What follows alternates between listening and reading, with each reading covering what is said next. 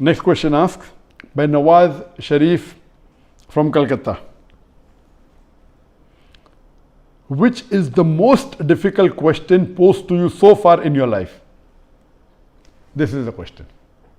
This question, which is the most difficult question posed to you so far in life, is the most difficult question in my life.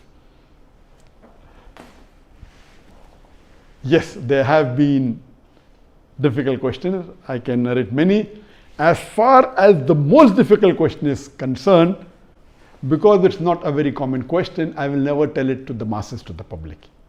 Because such questions are so difficult, so attacking, and if it's not common, why should I make it public? Alhamdulillah, I have the answer, and Allah helped me. It's through Allah's help I got the answer. This I only discuss with the scholars and the fuqahas. And I asked them, what is the answer? And I've asked this to maybe 50 or 100 people who are scholars and people of knowledge. And unfortunately, the most difficult questions have not been answered because of the intricity, not because of the knowledge based, it is the intricity of the question. So those questions which are attacking Islam, and they are not common, and it's difficult to understand the answer. As a policy, even if you ask, I'll never tell you. That's only to be discussed with people of knowledge and the scholars. Yes, there have been many questions which are tricky. Many questions which may require logical answer, has nothing to do with Islamic knowledge. And there are many. I'll just give one example to you. I don't say it's the most difficult, but it was a tricky question. And I remember, I think it was in the year 2014 or somewhere close to that in Dubai. After my lecture in Dubai, there were about 15,000-20,000 people in the audience. There's a lady who's a non-Muslim who asked me a question. And she said, Dr. Zakir, you often give the example of why a Muslim lady should do hijab, and you ask the question that if two twin sisters who are equally beautiful, one of them is wearing the Islamic hijab, complete body covered, except the face and the hands up to the wrist, and the other twin sister, she is wearing the Western clothes with mini skirts and a low neck, and if both of them are walking down the streets of Dubai, and if there is a hooligan, if there is a ruffian who's waiting to tease a girl, which girl will he tease? And you ask this question. And yes, I have given this example and I've asked this question since the early 90s when I gave the talk of women's rights in Islam the first time in 1993. Since this time I'm asking a question.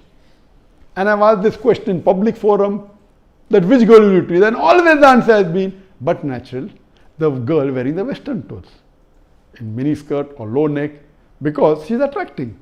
And for 20 years, the answer has been same. Now this lady comes up and she repeats the question, but she says that according to me, the girl wearing the Islamic hijab would be teased. I said, why? She said, because the man would like to know what is behind the clothes. That's why he will tease the girl wearing the Islamic hijab. And my daughter who was in the audience, she said, now Abba is trapped. My father is trapped.